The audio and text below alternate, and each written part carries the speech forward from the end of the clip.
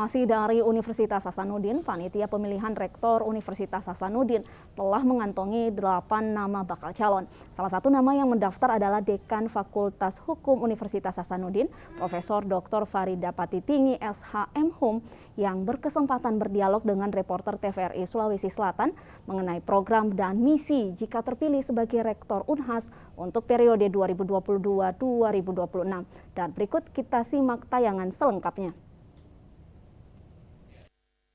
Pemirsa, tahapan pemilihan Rektor Universitas Hasanuddin untuk periode 2022-2026 sudah dimulai.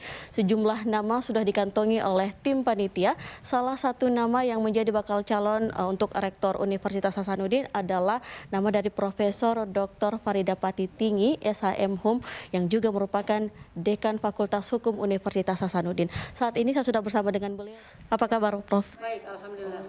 Prof, sebelum kita lebih lanjut bercerita-cerita, kami ingin tahu, Prof, mungkin alasan Profesor sendiri untuk ikut dalam pemilihan Rektor Universitas Hasanuddin untuk periode selanjutnya ini apa, Prof?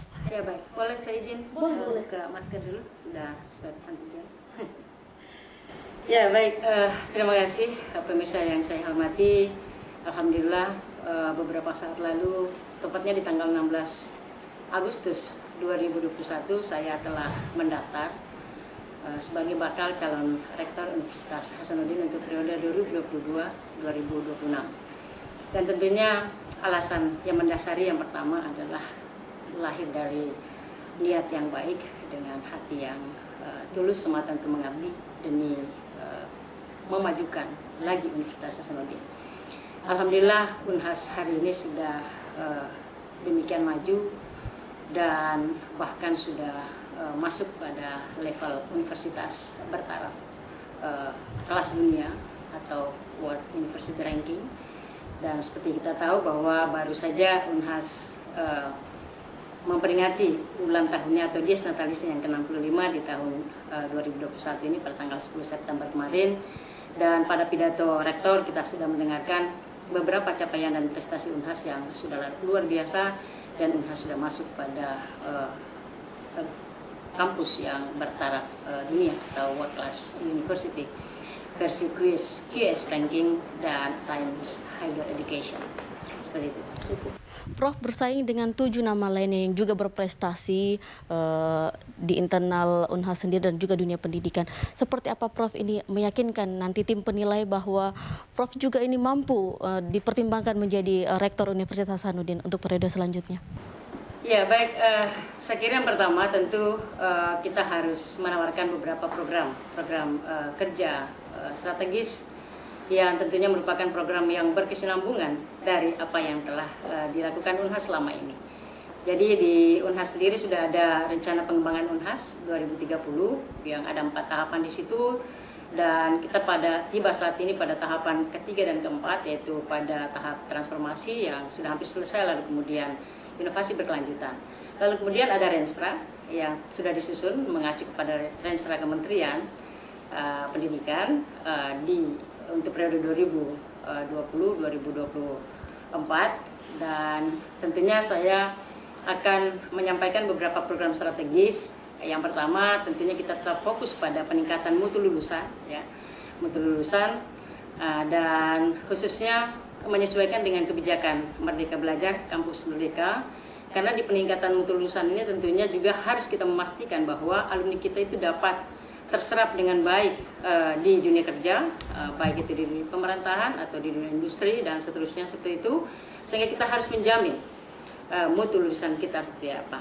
Dan kebijakan Merdeka Belajar Kampus Merdeka saya kira adalah satu kebijakan yang sangat baik dari kementerian untuk dapat menyesuaikan lulusan kita, mempersiapkan mahasiswa kita untuk kelak ketika setelah lulus di Universitas Hasanuddin ini atau di kampus, itu dapat menyesuaikan diri dengan kebutuhan dunia kerja seperti itu. Dan kemudian tentunya saya juga akan lebih meningkatkan kuantitas maupun kualitas riset, ya, dan alhamdulillah selama ini sudah sangat bagus.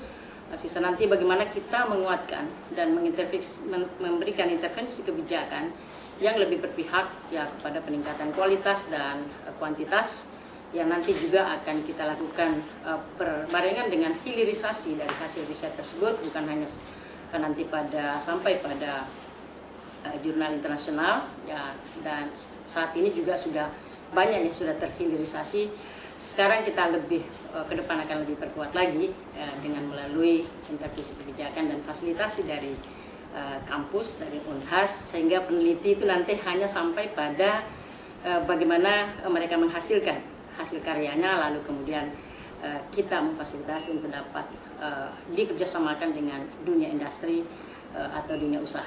Ya, selanjutnya yang paling penting adalah kami akan melakukan satu integrasi dari seluruh sistem digitalisasi yang sudah berada di Unhas saat ini dengan melakukan penguatan dan peningkatan yang kami akan integrasikan dalam satu konsep e-akademia, yaitu satu konsep yang akan memberikan layanan di full digital untuk seluruh layanan di Universitas Hasanuddin ini, baik akademik maupun non akademik. Nah, jadi itu yang menjadi juga satu program yang sangat penting untuk mendukung seluruh layanan sehingga akan melahirkan smart campus seperti itu. Prof, ini nama-nama bakal calon ini mayoritas adalah kaum pria, Prof. Apakah beban ikut bersaing di antara para pria yang menjadi bakal calon untuk rektor ini, Prof? Seperti apa, Prof?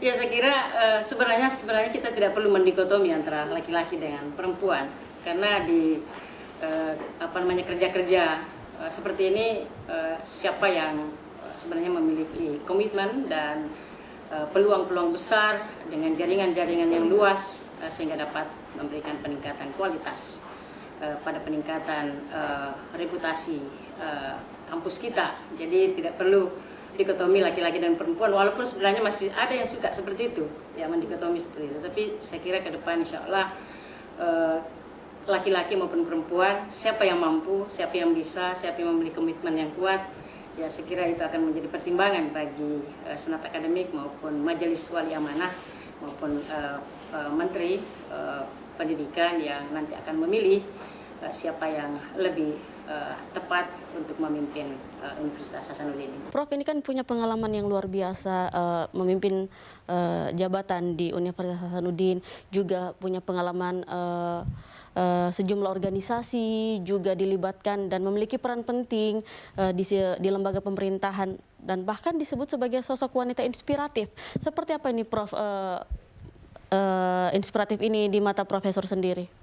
Iya, terima kasih. Saya kira ini proses yang berjalan secara alamiah, mulai dari kecil, mulai dari kita dulu masih SD, SMP, SMA, dan kemudian ditempa oleh berbagai macam pengalaman seperti itu. Alhamdulillah saya beberapa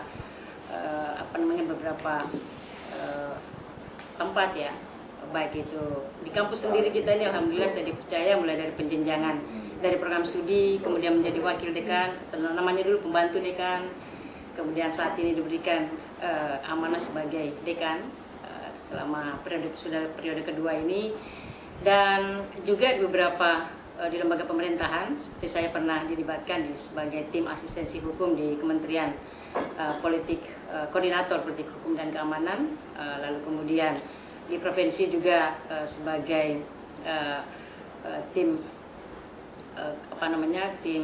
penasihat, ya, lalu kemudian di kabupaten kota juga seperti Kota Makassar, Kota Parepare, ya, sebagai tim konsultasi hukum, tim konsultan hukum maksud saya, lalu kemudian saat ini juga di lembaga KPT, Forum Koordinasi Pencegahan Terorisme Sulawesi Selatan, sebagai perpanjangan tangan dari BNPT, itu juga saya dipercaya sebagai ketua bidang perempuan dan anak. Lalu kemudian di berbagai organisasi seperti organisasi profesi kita, saya dipercaya sebagai ketua Badan Kerjasama Dekan Fakultas Hukum Perguruan Tinggi Negeri se-Indonesia. Lalu kemudian di beberapa organisasi lain seperti ketua pengurus daerah alumni Universitas Gadjah Mada Sulawesi Selatan, di Ikatan Cendekiawan Muslim se-Indonesia Sulawesi Selatan sebagai sekretaris umum. Lalu kemudian di beberapa organisasi lainnya seperti itu, di pemuda maupun masyarakatan. Oke. Prof, ini kita mendengar di luar bahwa nama Prof sendiri menjadi calon terkuat untuk menduduki Rektor Universitas Hasanuddin. Mungkin didukung juga oleh berbagai pihak. Prof menilai dukungan yang datang dari berbagai pihak ini seperti apa? Wah, saya surprise itu mendengar itu. Alhamdulillah, ya saya prinsipnya adalah bagaimana saya berusaha bekerja keras untuk menunjukkan komitmen saya bahwa saya ingin terlibat atau masuk di dalam proses pencalonan sebagai Rektor Unhas ini. Itu tadi karena semata ingin memberikan pengabdian terbaik. Dan tentunya saya kira beberapa dukungan alhamdulillah cukup bagus ya, baik di internal kita maupun eksternal seperti itu. Prof, pertanyaan terakhir ini, mimpi Profesor Farida sendiri untuk Universitas Hasanuddin yang menjadi lembaga atau tempat selama ini Profesor mengabdi seperti apa, Prof, ke depannya? Iya, tentunya kita berharap Unhas tetap menjadi sesuai visinya, menjadi pusat pengembangan insani dan iptes yang berbasis benua maritim Indonesia, sehingga pada akhirnya Unhas akan menjadi pusat peradaban yang akan selalu bermanfaat, memberikan kemanfaatan yang luas, baik untuk masyarakat, bangsa dan negara maupun untuk kemanusiaan seperti itu. University and Human University. Baik, terima kasih Prof. Pemirsa, demikian wawancara singkat saya bersama dengan Profesor Dr. Farida Patitinggi SHM yang merupakan calon terkuat untuk bakal calon Rektor Universitas Hasanuddin Makassar.